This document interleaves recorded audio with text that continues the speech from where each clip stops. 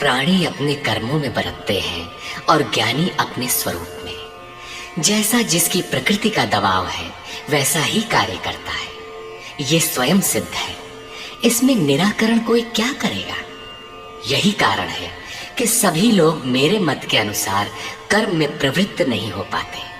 वे आशा, ममता, संताप का, दूसरे शब्दों में राग द्वेष का त्याग नहीं कर पाते, जिससे कर्म का सम्यक आचरण नहीं हो पाता। इसी को और स्पष्ट करते हैं और दूसरा कारण बताते हैं।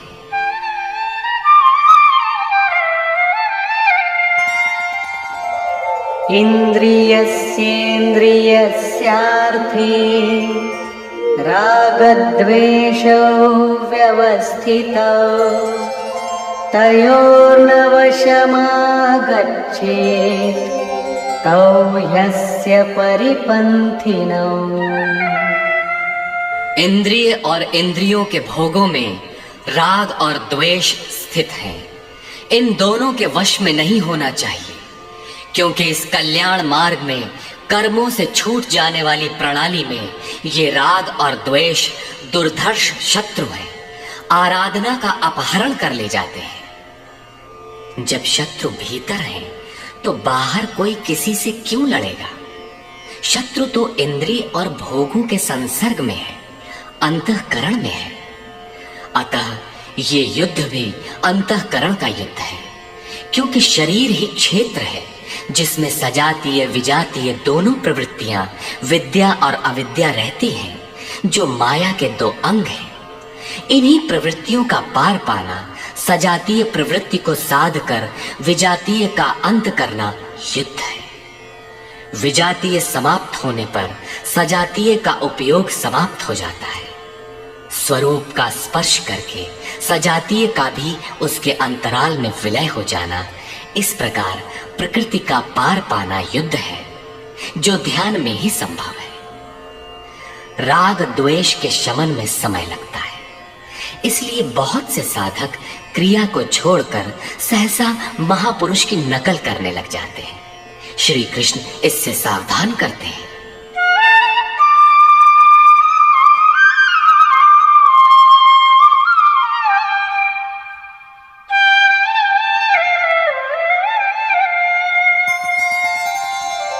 श्रेयान् स्वधर्मो विगुणः परधर्मात् स्वनुष्ठिता स्वधर्मे निधनं श्रेयः परधर्मो भयावहः।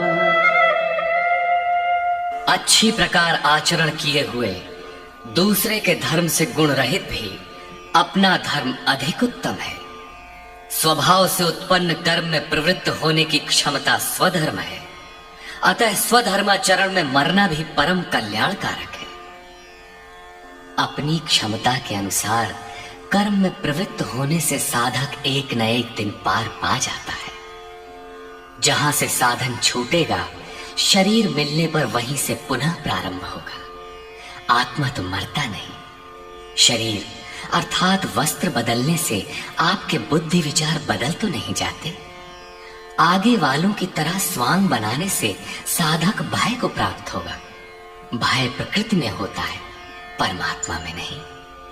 प्रकृति का आवरण और घना हो उठेगा। स्वधर्म क्या है? अध्याय 2 में श्री कृष्ण ने स्वधर्म का नाम लिया था कि स्वधर्म को भी देखकर तू युद्ध करने योग्य है। क्षत्रिय के लिए इससे बढ़कर कल्याणकारी मार्ग नहीं है। स्वधर्म में अर्जुन क्षत्रिय पाया जाता है। संकेत किया कि अर्जुन, जो ब्राह्मण है, वेदों का उपदेश उनके लिए क्षुद्र जलाशय के तुल्य है। तो वेदों से ऊपर उठ और ब्राह्मण बन, अर्थात स्वधर्म में परिवर्तन संभव है। वहां पुनः कहा कि राग द्वेष के वश में न हो, इन्हें काट, स्वधर्म श्रेयस्कर है। इनका यह आशय नहीं है कि अर्जुन किसी ब्राह्मण की नकल करके उस जैसी वेशभूषा बना ले। एक ही कर्म पथ को महापुरुष ने 4 श्रेणियों में बांट दिया। निकृष्ट, मध्यम, उत्तम, अति उत्तम। इन श्रेणी के साधकों को क्रमशः शूद्र, वैश्य, क्षत्रिय और ब्राह्मण की संज्ञा दी। शूद्र वाली क्षमता से कर्म का आरंभ होता है और साधना क्रम में वही साधक ब्राह्मण बन सकता है। इससे भी आगे जब वो परमात्मा में प्रवेश पा जाता है तो न ब्राह्मणो न क्षत्रियः न वैश्यो न शूद्रः चिदानंद रूपः शिवः केवलोऽहम्, वो वर्णों से ऊपर हो जाता है। यही श्री कृष्ण भी कहते हैं कि चातुर्वर्ण्यम मया सृष्टम, 4 वर्णों की रचना मैंने की। तो क्या जन्म के आधार पर मनुष्यों को बांटा? नहीं, गुण कर्म विभागशः, गुणों के आधार पर कर्म बांटा गया। कौन सा कर्म? क्या सांसारिक कर्म? श्री कृष्ण कहते हैं नहीं, नियत कर्म। नियत कर्म क्या है? वो है यज्ञ की प्रक्रिया जिसमें होता है श्वास में प्रश्वास का हवन, प्रश्वास का श्वास में हवन, इंद्रिय संयम इत्यादि, जिसका शुद्ध अर्थ है योग साधना, आराधना। इस आराधना कर्म को ही 4 श्रेणियों में बांटा गया। जैसी क्षमता वाला पुरुष हो उसे उसी श्रेणी से प्रारंभ करना चाहिए। यही सबका अपना अपना स्वधर्म है। यदि वो आगे वालों की नकल करेगा तो भय को प्राप्त होगा, सर्वथा नष्ट तो नहीं होगा, क्योंकि इसमें बीज का नाश तो नहीं होता। हाँ, वो प्रकृति के दबाव से भयाक्रांत, दीनहीन अवश्य हो जाएगा। शिशु कक्षा का विद्यार्थी स्नातक कक्षा में बैठने लगे तो स्नातक क्या बनेगा? वो प्रारंभिक वर्णमाला से भी वंचित रह जाएगा। अर्जुन प्रश्न रखता है कि मनुष्य स्वधर्म का आचरण क्यों नहीं कर पाता? अर्जुन उवाच,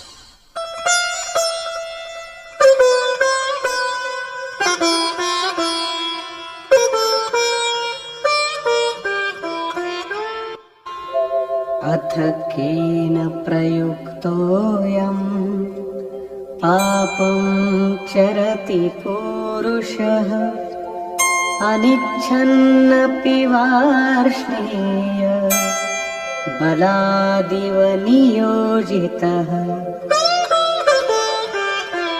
हे कृष्ण, फिर ये पुरुष बरबस घसीट कर लगाए हुए के सदृश न चाहता हुआ भी किसकी प्रेरणा से पाप का आचरण करता है? आपके मत के अनुसार क्यों नहीं चल पाता? इस पर योगेश्वर श्री कृष्ण कहते हैं, श्री भगवान उवाच,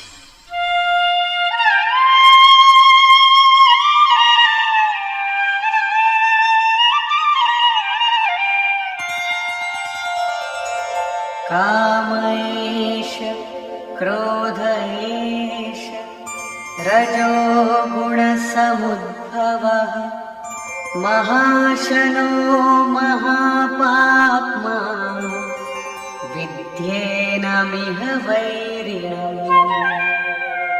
अर्जुन, रजोगुण से उत्पन्न ये काम और ये क्रोध अग्नि के समान भोग भोगने से कभी न तृप्त होने वाले बड़े पापी हैं। काम क्रोध राग द्वेष के ही पूरक है। अभी मैंने जिसकी चर्चा की थी, इस विषय में तू इनको ही शत्रु जान। अब इनका प्रभाव बताते हैं।